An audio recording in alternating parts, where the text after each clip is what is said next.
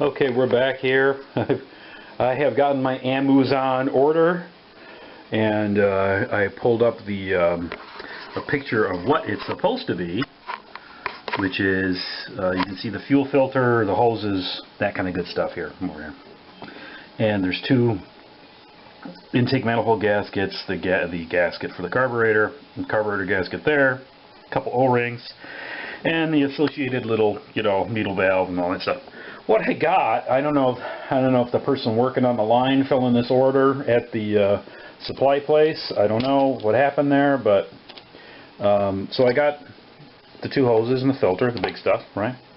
So then I got not one but two gaskets, not two but four gaskets for the intake one, and not one but two. Looks like I got pretty much two kits here. Is what I got. I didn't get two of the measuring, the little for the float. I didn't get two of the O-rings, two sets of O-rings. I did get two needle valves, and then I got some extra springs too, which they might be shorter springs. I have to double check. They might be a different length, but boy, they look pretty much the same. And the only thing is they only got like two screws. See, there's like screws in the picture. And there's one, which I don't understand the sense of that. But there's only two. You kind of need four. Oh no, wait a minute. Am I wrong? Got a crush gasket, and I got another crush gasket over here. So these are the little crush rings, not the O-rings. And I got a little washer for one of these screws here. And then the little covers that go over where you have the adjusting for the float, for the jet. And I got like four of these little things for the that go into the jet that are suspended from the float. So I'm like, oh, okay. I've got four of the clamps. I got like four O-rings. So O-rings. So this other kit that came in the cardboard box, a cheaper one. I believe it was the cheaper one, but it came with the float. That's why I wanted it. I wanted to get the float. It came with what it said it was going to come with. So two O-rings. Again, don't know why there's two O-rings. There's not two O-rings in this, but maybe people mess it up.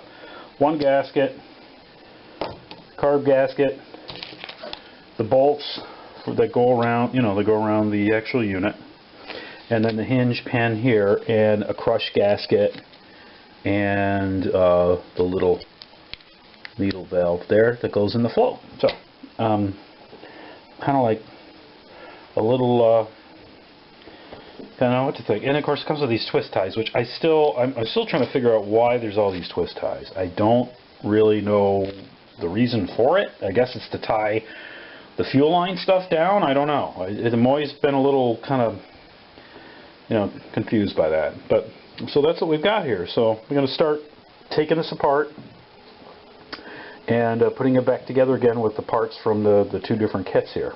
Okay. And I even looked, these are not like different weight valves here. These are all pretty much the same exact valve. There's no real difference in them. So I got enough parts here probably to rebuild, 3 carburetors, which I don't need. So, but it's nice to have the parts, I guess. In case if down the road in another 30 some odd years I'm going to rebuild the carburetor again. But there you go. All right, stand by. We're going to pause for a moment, and then you're going to see it instantly back. But as I start pulling this thing apart, I got to set this up on a tripod or something, so at least you can see what the heck I'm doing. All right.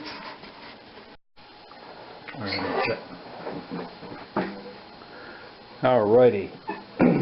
Just checking to make sure it's running.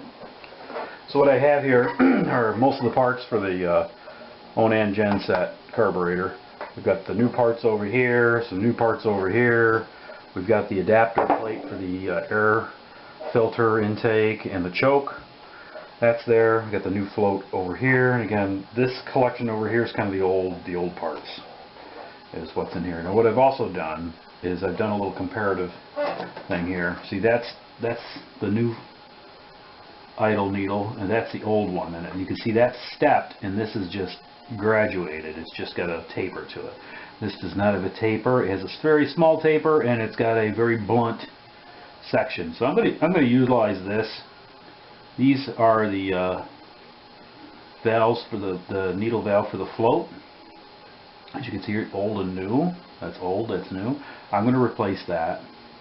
This is the, that's the power adjustment, basically, is what they call it. This is the, as I refer to my parts here, just to make sure I'm calling it what it is, so people don't think I'm... Power needle is what they're calling this one. So that's the power needle. So got some crush washers here. Again, I've got a lot of duplicates in here, so I'm going to just start taking this apart. I've already disassembled it before just for the ease of getting this apart. You can see I cleaned a lot of this out here, so it's, you know, hopefully everything is all in good shape. And you can see here the gasket. I even left the gasket in, the old gasket, so we're going to put that over there. And you can see on the inside here, it's still a little cruddy, but I soaked this thing in carb cleaner. I mean, I went to town on this thing to get this thing cleaned out. So it should be pretty good shape. I blew all the passageways clear. I'm not really going to mess with the jets. There's some paint. Boy, there's still some paint left in there. I'm surprised. Catching little bits of this or that in there. Should probably take a an actual air compressor and blow that out. But blow that clean right out of there. So that goes in there. That's where the fuel line goes in. And that only goes so far before it stops. This one's got a crush washer on it. So probably what I'll do is I'll take this off, this little washer off, as part of my little maintenance here, and I'll get one of these crush washers and put that back on there like that. So it's got a, it's all clean in there, good to go. I'm gonna put that one back on. It's funny, the old one's actually copper. This is actually a copper crush washer, like you would expect. But these new ones are all just like some sort of fiber. What we got in there, we've got that little guy that's hiding in there right now. I have not disturbed that as yet, and I'm not 100% sure if I'm gonna. But I do have apparently the parts for it, which is this little cap here to squeeze back in there once I'm done messing with it, seal it back off again. But I think I might just leave that alone for this rebuild and see how it goes. If it doesn't, then we can always revisit. So we've got the float, we've got the new float, got the old float. What I've done is I've made sure that they've lined up, at least as far as the angle's concerned, with this, because you can bend this bar, this arm, and get it so it'll set at a different level inside the carb. So this looks to be in really good shape.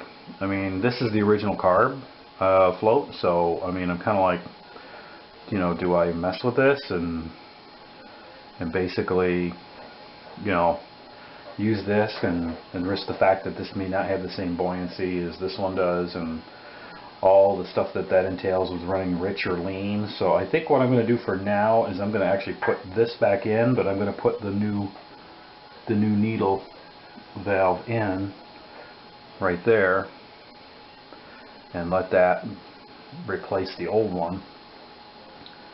And you got to kind of place it, you got to kind of get it in there. You got to seat it just right. Before you do that, and I remember this was facing this way. This was facing this way, so I'm going to slip that hinge pin in like it was, and then I'm going to place that. See where the tip is? I'm going to try to get that tip right in there and get it lined up so it'll seat in there, and then I'm going to drop this assembly in just like that. See that? There you go. See what it does? So that's what it's supposed to do. You know, as it goes, as it rises and lowers, that little valve inside there drops into the jet. I just got to get it. We're just doing it just right there. There we go. There. Now it went in. Now it went in. That's the way it's supposed to go. See? So now if you're touching that, see, it goes up and down inside there. That's how that's supposed to work. So we've got that one in. We've got the new gasket. You gotta line up the holes with what's there. Like that. This one's a little bent. I don't know. I might try one of these other guys. I got 3 of them. Might as well try the best out of all of them, right? I mean, what the hey? Well, that doesn't work that way. That only works out. Well, see some of these. What is going on? This is not right. Look at that. That gasket does not fit. That's not the right gasket. Is this the right gasket? Nope. This isn't the right gasket either. See, neither one of these gaskets in this kit fit this. This is for a John Deere. Don't get me wrong. It's a John Deere type. But it looks like our only winner here is going to be this guy. But even this one doesn't fit 100%. This one's off a little bit. So this is kind of a quandary right here. What do we do? Right? Because we've got to get this to work.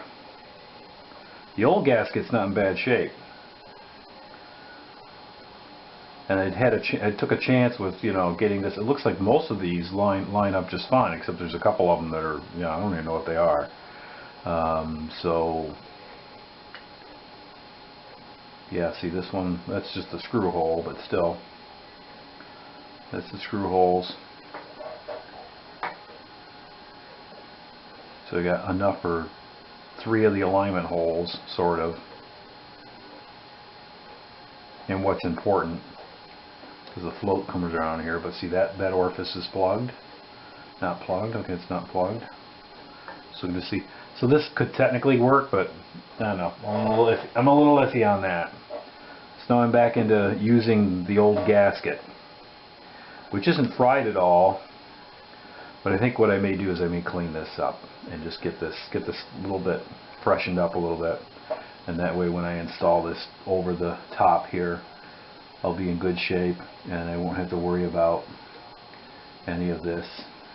Here I can tell which side it goes on by the way the ridges are on it, and the way it's designed here is the way it's supposed to be for this particular carburetor. So there's enough of a difference on this thing with the additional holes that kind of makes me a little nervous as far as how this is going to behave. So none of those gaskets are an exact match, so I'm not even going to bother. I'm just going to clean this one up because this one was still in pretty decent shape. I'm just going to make sure it's any evidence of this, you know, not looking like it's seating too well. I'm going to clean that up and go to reinstall this one. Alright, so I cleaned up the gasket, the existing gasket, the one that works the best. And so we've got that set. The float is set inside the bowl. Going to put that down there like that, so you can see it seats. I've got the O-ring, the one of 5 or 6 I've got here, a new O-ring placed around, and I've seated it within the channel there, which is good. Again, make sure everything else is pretty well cleaned up here. That's all clean, that's good. And then this is going to sit down on that, and there's some locking pins that allow you to align everything.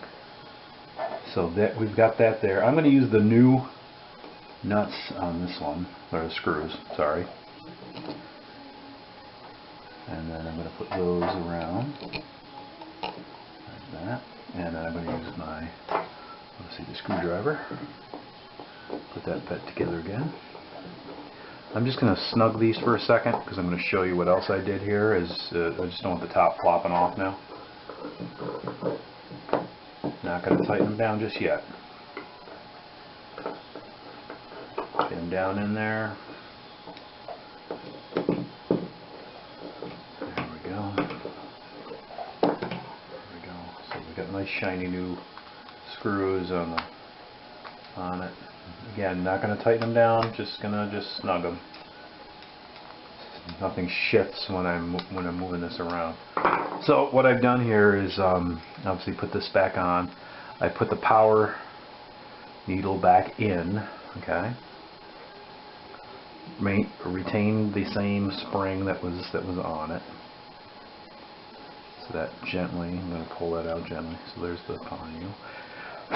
Cleaned all that out inside. Installed the new crush washer. I've not tightened anything down yet. I probably should on that one. Yes, sacrilege, I'm using a crescent wrench, but you know, it is what it is. I'm going to tighten that down. Just get it snug. And then I'm going to tighten the power needle down. And the reason why I'm going to just do it so it's snug by my hand like this, okay? I don't want to damage the tip in the seat of that. Took the idle needle and I've, again, by hand, I put the new spring on it. Turns out this little tapered needle doesn't even fit inside here. I can't even get the thing to go to start to get in. So these needle valves are junk for me.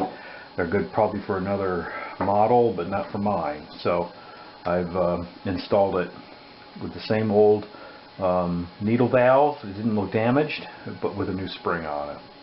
So we've got that down here. So that's pretty much, I mean, that's putting it to get back together again for the most part.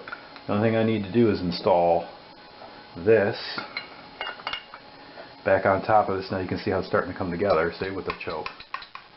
But I'm going to repaint this. I'm going to clean this up and repaint it. It's like the kind of messiest looking part of the whole carb. And then these bolts will go back on. And then we'll pretty much have the carburetor put back together again to install in the gen set. So we'll tack this in, put that on the bottom, right? So we got our exhaust gasket, and we've got these guys that look like they're a match for my little template here. If I can get them the right way there. There we go. Nope. Let's get it this way. Hold on. There we go. See, match my gasket template. So I don't have to make those. It's awesome. I got 4 of them, so why not use some of them, right? So spare parts, I've got some of these. I'm not going to try this yet. I don't think I'm going to tamper with this just yet. If I find out I can't get this thing to run a little leaner, I'm going to probably pop that and see what I need to do to make the adjustments on that one. But other than that, that's what we've got. Next part's going to be doing a cleanup a little bit. Get the choke back on here and align that up, and we should be good to go. There we go. Alright, so what I have here is I have the assembled intake manifold and carburetor. I do want to go over a couple things with you, and I've also taken some high temp engine paint, cast aluminum spray after I've cleaned everything up and kind of cleaned up the any of the rough spots. So it's, you know, looks pretty cool, looks pretty good. Put in there's a gasket here between the carburetor and the manifold itself, and then there's a really thin one down here underneath this adapter plate that I had to kind of cut a new one out of gasket material, which is this stuff here. So I did that and made sure all the seams were sealed up. I also put a little bit of gasket sealer on here and basically attached the gaskets, because these are going to be a pain to try to put this whole assembly in, work it all around, the different wires and everything, and get this thing set into position in the generator. And so I have the choke here. As you can see, I already installed the choke, but what I'm going to do is I'm actually going to take this off. I'll loosen these screws up a little bit and show you something. So you can see here the choke is off. As you can see, it's open. It says the choke is off. So what I've got here, I just got to gently take these screws and remove them like this and here. That's the plate. That's just not, it's not just a plate. It's actually, I'll show you what it is. So there's a bleed that comes off of it here. And there's a heater element with a mica insulation, like a ground, you know, to keep it grounded. There's a little piece of mica back there to insulate this from the cover. And there's a little notch here, right here, where that heater element, the bimetal coil, fits into to keep it from moving around. That's what helps move the choke open and close. So I've got this here. This, you could actually technically spin this around within the housing to kind of adjust things as needed to a degree, because otherwise you're going to hit one of these guys. You could also adjust the choke by spinning this thing here. That's done off pretty commonly. As you can see here, hopefully I'm getting this on the camera. I'm going to check real quick. Make sure you're getting this. Going to move it in a little bit there. So what you see there is the bimetal coil, and it sits inside the. See here, it just spins freely inside the housing. It doesn't go into this slot. The slot's only made so that way when you tighten the screw up, you've got this housing is able to expand and contract a little bit. It also kind of keep it ventilated to a little bit of degree. So that sits there like this. So when you put this piece back in, you got to put that little notch there. You got to line it up with that bimetal piece. Make sure you catch it, and then you can technically open and close the choke. See that? By just spinning the plate, you could adjust it that way. Right now, because it's so warm in here, I believe, at least I believe, because it's so warm in here, that this is basically off right now because the coil's been heated up. I had a lot of the parts drying out in front of a heater fan, so I'm sure the reason why it is not closing at the moment is because of that, because it feels like it's like 78 degrees in here right now. It's pretty warm. The heater's been going for a while. I never turned it off, so I've got that there. And then your electrical contact will go on this here to heat that coil up, and then the bimetal will expand, and as it does that, it will close the choke. So it'll go from being this condition here to being open. So that's that. If you're missing that, obviously in cold starts it's going to be really tough to do that, because this should be closed to allow it to run rich, and when it warms up it brings more air into the system. So there's the throttle or the governor there. We've got our idle mixture control, and we've got what they call the power needle. So all these, I've installed all these, got them hand tight, ready to go for the install tomorrow. And like I said, I've got my gaskets glued on here, got everything ready to go.